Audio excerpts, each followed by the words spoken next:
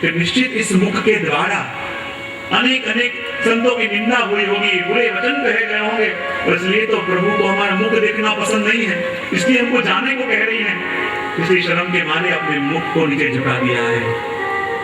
गोपियों ने अपने मुख को क्यों झुकाया है? क्योंकि कहते हैं प्रभु का मुख चंद्र है और गोपियों का मुख कमल के समान है। लेकिन कमल तो तब खिलता है जब सूरज हो, और जब चंद्र उगे तो कमल मुरझा जाता है। वैसे ही गोपियां जब प्रभु के सामने आई और मुख चंद्र का दर्शन प्रभु का हुआ, तो गोपियों के मुख कमल मानो मुरझा गए हो, ऐसे नीचे झुक गए। कहते हैं प्रभु के सामने गोपियों ने मुख क्यों झुका दिया? क्यों झुका दिया? कहते हैं कि भगवान ने पहले तो मीठी मीठी बात करके बुलाया कि मैं तुम्हें अलौकिक रस का दान दूंगा, और अब भगवान ही जाने को कह रहे हैं। गोपियों को लगा हमारे संग बहुत बड़ा विश्वासघात प्रभु ने किया है, और शास्त्रों में लिखा है कि विश्वासघाती हो उसका चेहरा दिखना नहीं चाहिए। इसलिए गोपियां अपना चेहरा नीचे करके बैठी हुई। बोले भगवान के सामने गोपियों ने अपना चेहरा क्यों झुका लिया? तो कहते हैं ये गोपियां कौन सी हैं? बोले श्रुति रूप। श्रुति रूपा कौन सी गोपियां हैं? जो वेद की ऋचाएं थी, और वेद की ऋचाएं ही गोपी बन के प्रभु के सामने आई थी। तो ये गोपी कौन है? वेद के ऋचाएं रूप। और उनका मुख क्या है? वेद का मुख क्या होता है? वेद का मुख है व्याकरण। क्या है? वेद का मुख क्या होता है? मुखम व्याकरणम प्रोक्तम। जो व्याकरण शास्त्र है वो क्या है? वेद का मुख। और भगवान के सामने गोपियों ने, ये वेद रूपी गोपियों ने अपना मुख रूपी व्याकरण नीचे क्यों झुका लिया?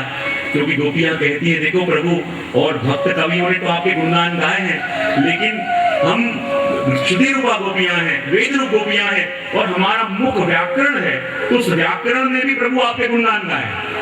प्रभु ने सोचा मेरा गुणगान व्याकरण शास्त्र ने कब गाया है? गोपियां कहती है शुद्धि उपास्य। संधि है शुद्धि उपास्य, यानी ऐसे भगवान जो सद्बुद्धि वालों के उपास्य हैं, ऐसे भगवान जो सद्बुद्धि वालों जिसकी उपासना करते हैं। दूसरा कहा मध्वरी, मधु अरी, यानी जो मधु नाम के दैत्य के शत्रु है, ऐसे मधुवरी आप हो। फिर कहा धात्रांश। धात्रांश यानी क्या? धाता यानी ब्रह्मा, और ब्रह्मा भी जिसके अंश हैं, ऐसे प्रभु आप हो। फिर कहा लाकृति। लाकृति यानी लू, लू जैसे टेढ़ी जिसकी आकृति है, ऐसे प्रभु आप। ये व्याकरण के द्वारा प्रभु की स्तुति करी, लेकिन फिर कहा कि देखो प्रभु आप तो शुद्धि उपास्य हो, सद्बुद्धि वाले के उपास्य आप हो, लेकिन आज प्रभु देखो आप शुद्धि उपास्य हो गए। सद्बुद्धि वाले के उपास कर नहीं रहे, आप देखो सद्बुद्धि वालों के जा रहे हो। फिर कहा मधु अरी। मधु नाम के दैत्य के आप अरी हो, लेकिन आज देखो प्रभु आज भी आप मधु अरी हो गए। हम मधुर भाव वाली गोपियों को वापस जाने का कह के हमको शत्रु बना दिया। मधु के अरी तो थे, लेकिन आज मधुर भाव वाली हम गोपियां यानी मधु, और उनके अरी आप हो गए। इसलिए प्रभु ये व्याकरण मस्तक झुका के बैठ गया है।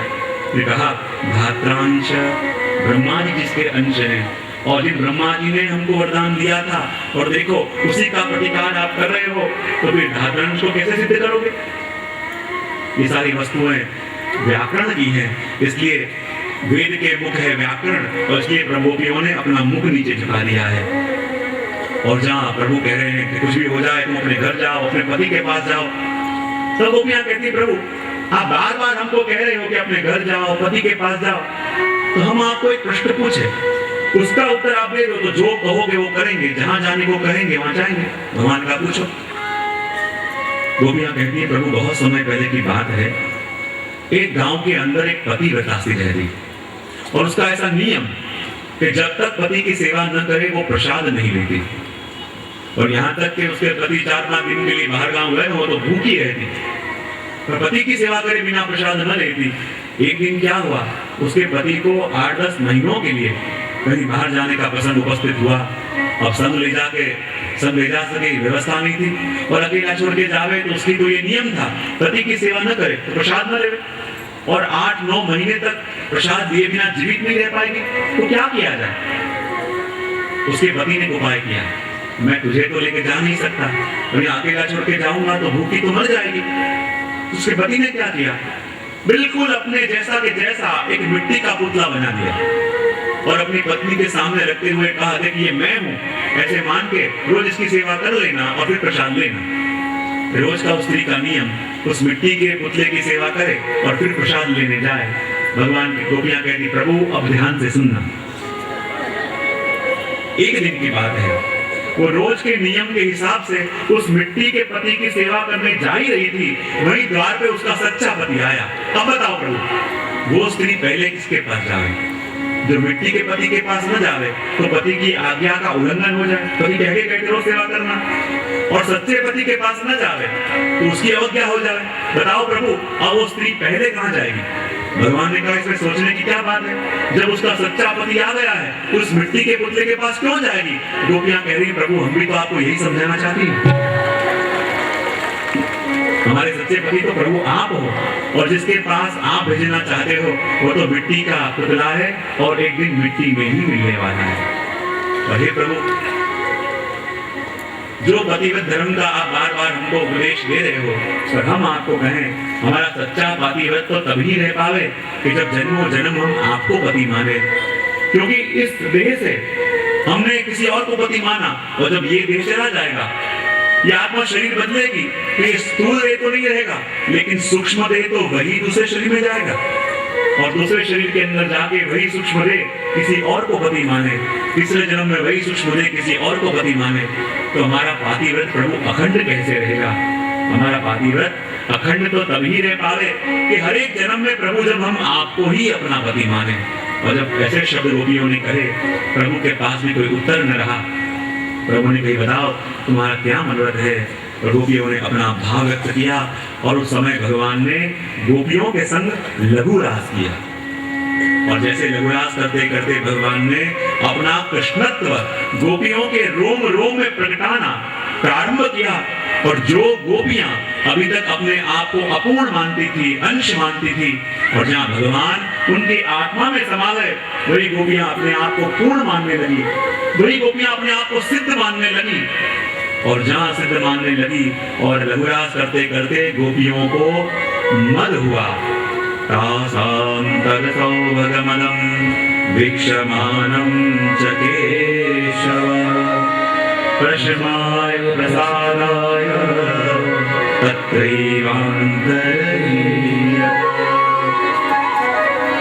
लघुरास करते करते गोपियों के मन में सूक्ष्म मद जागा। देखो तो सही, हमने जिस स्त्री का पति प्रवेश गया हो तो कहते हैं प्रोचित हेतु था, और नियम लिए हुए थे, तो नियम उन्होंने क्या कर लिए, और नियम क्या करके प्रतीक्षा करने लगी, कब प्रभु हमारे पास आवे, कब प्रभु हमारे पास आवे।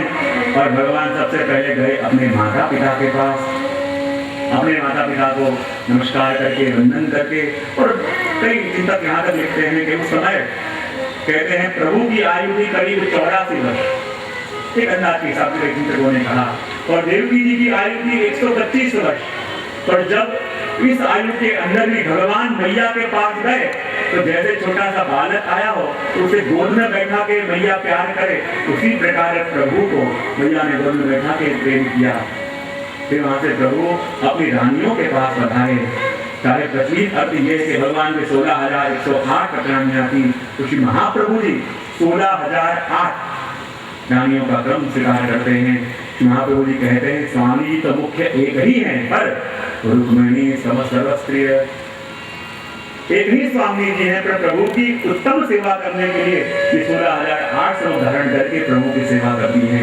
ये बात आगे कही 12वें अध्याय के अंदर परीक्षित के जन्म की नामकरण की कथा है, लेकिन प्रश्न जागा, परीक्षित जन्म तो हुआ, बड़े बड़े ऋषियों ने भाग्य देखा, पृथ्वी समान चमकशील होंगे, सूर्य समान तेजस्वी होंगे, लेकिन उनकी मृत्यु सर्वजन से होगी, तो भागवत के समय से उद्धार होगा। लेकिन परीक्षित के उद्धार की कथा कहने से पहले महाप्रभु जी प्रश्न खड़ा करते हैं कि जब तक पूर्वजों का मोक्ष दिखाया न जाए, पूर्वजों का उद्धार दिखाया न जाए, परीक्षित का भी उद्धार दिखा नहीं सकते, क्योंकि पूर्वजों का मोक्ष हुआ होगा तो परीक्षित का मोक्ष होगा। वहां चिंता हुई धृतराष्ट्र की कि जिसके 100 बालक ऐसे थे कि जो भगवान से विमुख थे, तो ऐसे धृतराष्ट्र का उद्धार कैसे हो सकता है? तो श्री महाप्रभु जी कहते हैं कि ऐसे दुर्जन का उद्धार भी हो सकता है यदि किसी भगवती के मन में उसके लिए करुणा जागे। और ऐसी करुणा जागी विदुर जी के मन में कि कैसे भी करूं धृतराष्ट्र का उद्धार हो। और ऐसे भक्त विदुर जी जिनके लिए भागवत में शब्द आया कृष्णेन मनसाधृतम, कि जब भगवान सुधाम पधार रहे थे उस समय प्रभु ने जिसको याद किया, ऐसे विदुर जी। और ऐसे विदुर जी आए दरबार के अंदर, रात्रि का समय था। धृतराष्ट्र को पूछा कैसे हो भाई? तो क्या बताऊं, सभी भतीजे बहुत सुंदर रूप से मेरी सेवा करते हैं। बोले ये वही भतीजे हैं कि जिनको परेशान करने में तुमने कुछ बाकी नहीं रखा। देखो ये समय अनुकूल है इसलिए काल साथ दे रहा है, लेकिन काल का विपरीत होने वाला है। इसलिए कह रहा हूं कि अभी ही राज्य छोड़ के चले जाओ, घर की आसक्ति छोड़। सोचने लगे मैं तो देख नहीं सकता तो घर छोड़ के कहाँ जाऊं, इसलिए तुम्हारे संग आया हूँ। धृतराष्ट्र गांधारी को लेकर रात्रि के समय में विदुर जी चले गए। सुबह हुई, युधिष्ठिर अपने काका और काकी को वंदन करने के लिए कक्ष में आए। क्या देखा, दोनों भाई छोड़ के जा चुके हैं। बड़ी पीड़ा हुई, बड़ा शोक हुआ। संकल्प किया जहाँ तक मेरे काका काकी को ढूंढ के न ला जाए मैं अन्न जल का त्याग करता हूँ। वही नारद जी आए और नारद जी ने आके कहा देखो महाराज, उनकी चिंता छोड़ो और अपनी चिंता करो। उनके पास मात्र 5 दिवस हैं, 5 दिन के बाद उनका उद्धार होगा, लेकिन तुम्हारे पास भी मात्र 6 महीने हैं और 6 महीने के बाद कलयुग आने वाला है, इसलिए सावधान हो जाओ। नानी तो कह के चले गए। धीरे धीरे समय व्यतीत होने लगा और एक दिन जब युधिष्ठिर और भीम खड़े हुए थे, युधिष्ठिर कहने लगे क्या बताऊं भीम, नारद जी ने जैसा वर्णन किया था ऐसा समय मुझे दिख रहा है। मेरे राज्य के अंदर भी उपद्रव होने लगे हैं, चोरी होने लगी है, जगह जगह कलह होने लगे हैं। क्या वो समय आ गया है कि जिस समय की बात नारद जी करके गए? कितना समय हो गया द्वारिकाधीश को यहाँ से द्वारिका पधारे, अपने संग अर्जुन को भी लेके गए थे। न तो प्रभु का समाचार है न अर्जुन का समाचार है। दोनों बात ही कर रहे थे, वही सामने से अर्जुन को आते हुए देखा। लेकिन जिस अर्जुन के आते ही ऐसे लगे मानो सूर्य का उदय हो गया, ऐसा जिसका तेज, वो अर्जुन आज निस्तेज लग रहा था। जिस अर्जुन की चाल को देखे गजराज भी शर्मा जाए, ऐसी अर्जुन की चाल आज मंद थी। आंखें अश्रुओं से भरी हुई थी, चेहरा मलिन हो चुका था। ऐसी दशा लग रही थी मानो कोई ऐसा निर्धन है जिसका सब कुछ किसी ने लूट लिया हो। ऐसे असहाय अर्जुन लग रहे थे। इस अवस्था को देख के युधिष्ठिर सहन न कर पाए, भागते भागते गए, कहने लगे अर्जुन तुझे क्या हुआ बता, क्या तेरा अपमान किसी ने कर दिया है? क्या ऐसे तो नहीं हुआ कि छोटे बच्चे भूखे थे और उन्होंने पहले भोजन कर लिया? किसी ब्राह्मण को आमंत्रण देके घर पे बुलाया, उससे पहले भोजन कर लिया? बता अर्जुन बता, तूने ऐसा क्या किया है जिसके कारण तू निस्तेज हो गया है? अनेक कारण पूछे, बता न सके, अर्जुन कुछ बोल नहीं सक रहे। और तब युधिष्ठिर ने अपना हृदय मजबूत करके कहा अर्जुन बता क्या हुआ, या फिर जिसके बिना तेरा जीवन संभव ही नहीं है, ऐसे द्वारिकाधीश को तो कुछ नहीं हुआ।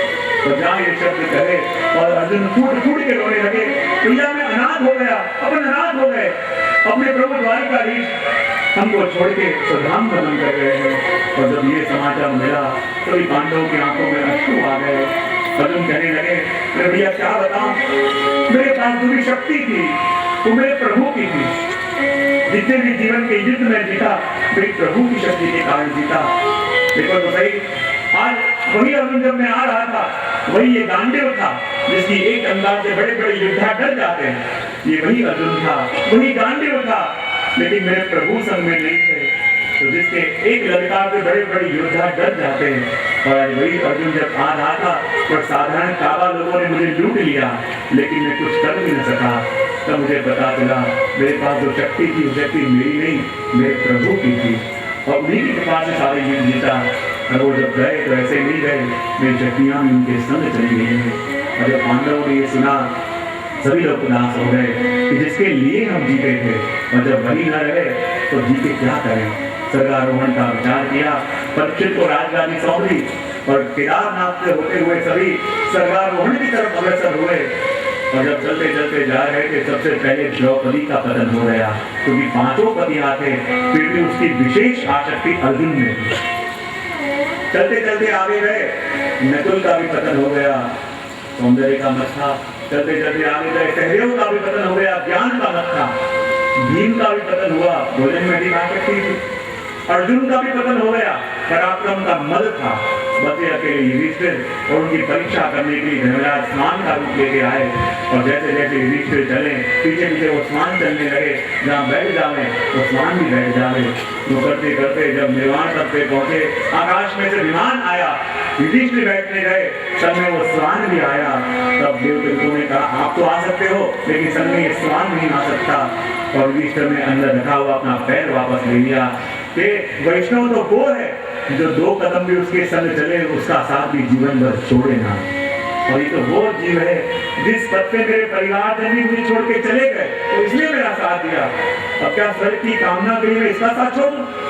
और जिस स्वर्ग के अंदर प्राणियों में भी भेद होता हो, ऐसे स्वर्ग की मुझे कोई अपेक्षा नहीं है। मतलब मूल रूप से धर्मराज ने वचन दिया और विश्व सदैव स्वर्ग में बढ़ाए। लगे हुए दिवस व्यतीत होने लगे। परीक्षित ने अनेक यज्ञ किए। एक बार जब वो दिग्विजय करके आ रहा था, सरस्वती नदी के किनारे एक दृश्य उसने देखा। उन्हें क्या देखा? एक गाड़ा है, गाड़े के आगे गाय को बांधा हुआ है, पीछे एक बैल को बांधा हुआ है, जिसके 3 पैर किसी ने काट दिए। उस गाड़ी के ऊपर एक श्याम रंग का व्यक्ति, जिसने राजा जैसे वस्त्र पहने हैं, बैठा हुआ है, अपने लकड़ियों से बैल को मार रहा है और पैरों से गाय पे प्रहार कर रहा है। गाय भी दुखी है, बैल भी दुखी है। इस दृश्य को देख के समझते देर नहीं लगी, ये गाय जो खड़ी खड़ी रो रही है, ये और कोई नहीं, ये स्वयं पृथ्वी है।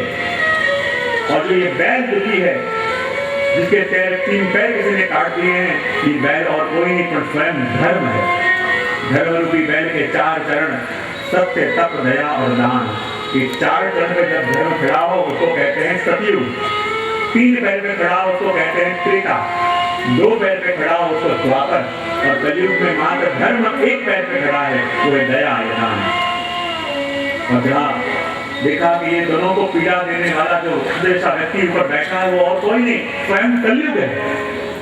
और उसको देख के सबसे पहले तो धर्म के 3 चरण पुनः प्रस्तावित करे और तलवार निकाल के कलयुग को मारने को तैयार हुआ। कलयुग ने कहा कि देखो राजा, मैं आपके शरण में हूँ, मुझे अभय नाम दीजिए। वो नहीं, मैं तुझे अपने राज्य में नहीं आने दे सकता, अभी कभी आ जाओ वरना मार दूंगा। कलयुग कहने लगा देखो ये का धर्म है, मुझे आना ही होगा, आप मुझे अनुमति दे दीजिए ताकि मैं आपके राज्य में आ सकूं। परीक्षित मानने को तैयार हुआ। उसी समय कलयुग ने परीक्षित के चरणों में झुका और परीक्षित के चरणों का स्पर्श किया। और जब कलयुग ने परीक्षित के चरणों का स्पर्श किया, सहजा देश कालोत्था लोक वेद निरूपिता संयोगजा स्पर्शजाच नमन्तं यशंजना। जो 5 प्रकार के दोष महाप्रभु ने बताए, उसमें से एक दोष है स्पर्श दोष। और जब कली का स्पर्श परीक्षित को हुआ, तो जिस कली को मारने को तैयार हुआ था परीक्षित, उसी कली के लिए करुणा जागी। चलो मैं तुझे अभय दान देता हूँ, लेकिन राज्य में जगह नहीं दूंगा। बोले पूरे राज्य में नहीं आने दो तो स्थान तो दे दो मुझे। बोले ठीक है, दया आ गई, लेकिन कितने स्थान में दे देता हूँ। जहाँ हिंसा होती है वहां तेरा वास, जहाँ जुआ खेला जाता हो वहां तेरा वास, जहाँ मदिरापान होता हो वहां तेरा वास, जहाँ व्यभिचार होता हो वहां तेरा वास। ये स्थान भी बोले तो सारे साधारण स्थान है, कोई अच्छा स्थान भी दो। कह दिया था स्वर्ण के अंदर भी तेरा वास, लेकिन अनिति से आए हुए स्वर्ण में तेरा वास। भागवत के अंदर तो ये 4-5 स्थान मिलते हैं, लेकिन विष्णु पुराण में एक और स्थान की चर्चा है। जब परीक्षित ने कहा ये स्थान में दे देता हूँ, और कलयुग ने कहा नहीं मुझे एक और कोई स्थान उत्तम दो। और उस समय विष्णु पुराण में आता है कि परीक्षित के मुख से निकला कि जा एकादशी के दिन अन्न में भी तेरा वास। और ये स्थान सारे कलयुग को दिए गए। परीक्षित आया वापिस अपने महल के अंदर, और कलयुग को लगा चलो राज्य के अंदर जगह मिली और अब पैर पसारते ज्यादा समय नहीं लगेगा। जैसे ही परीक्षित अपने महल के अंदर आया, देखा अपने तोसा खाना में देखो तो सही मेरे पिताओं ने क्या बाबा ने चक्का रखा हुआ है। और जैसे ही तोसा खाना में गया, क्या देखा मैं तेरा बंधा हुआ था, खोल के देखा अंदर से सोने का मुकुट निकला। और कहते मुकुट किसका था? वो जरासंध का। और भीम जबरदस्ती उसे छुड़ा के लाया था, और वो स्वर्ण का मुकुट तो था, पर कैसा स्वर्ण था? अनिति का। बेचारा ये मुकुट पहन के देखूं, और जहां परीक्षित ने वो मुकुट मस्तक पे धारण किया, तो जो कली अभी तक चरणों का स्पर्श कर पाया था, अब सवार हो गया माथे के ऊपर। और जो प्राणी मात्र के लिए दया जिसके मन में थी, उस परीक्षित के मन में आया आज जाके आखिर किया जाए। और आखिर के लिए निकले परीक्षित, दूर दूर शिकार करने के लिए गए, लेकिन कहीं कुछ मिला नहीं। भयंकर धूप के कारण थके, प्यास लगी, ढूंढने लगे आसपास कोई स्थान मिले तो वहां जाके मैं प्रवेश करूं, वहां जाके अपने निर्जल ग्रहण करूं, ये विचार करके जा रहे थे। वहीं मार्ग में ही शमिक मुनि का आश्रम आया और शमिक मुनि का आश्रम देखा और सीधे राजा अंदर प्रवेश कर गए। महाप्रभु जी कहते हैं पहली गलती ये करी, मुनि के आश्रम में उनकी आज्ञा के बगैर प्रवेश किया। क्या देखा, मुनि तो वहां के बंद करके साधना में लीन है और राजा को लगा कली माथे सवार है, देखो तो सही इतना बड़ा देशाधिपति आया है, उठ के स्वागत करने आना चाहिए, और देखो ये ढोंगी कैसे ढोंग कर रहा है, बंद करके बैठा है। दूसरा अपराध किया, जिसको मान लेना चाहिए उससे मान लेने की अपेक्षा जाए। देखो ये पाखंड कर रहा है, इसको अभी कोई ना कोई सबक सिखाऊं। जो विचार करके वहीं एक सर खड़ा हुआ था, तीर से लिया और लेके डाला माथे पे और गिरा उनके कंधे पे। राजा तो चला गया, लेकिन वहीं शमिक मुनि के पुत्र श्रृंगी ऋषि को पता चला कि मेरे पिता का ऐसा अनादर हुआ है, सब न कर पाया, युवान है, हाथ में जल लिया और कहने लगे हे राजा, क्या तुझे ये लगता है कि पृथ्वी में से ब्रह्म तेज कम हो गया है? जा राजा, मैं तुझे श्राप देता हूँ, तूने मेरे पिता के माथे पे मृत कर डाला, आज से 7वें दिन जीवित तक्षक आके तुझे दंश देगा और उसी के दंश से तेरी मृत्यु हो जाएगी। श्राप लिया और कहते हैं महापुरुष सुंदर दृष्टिकोण बताते हैं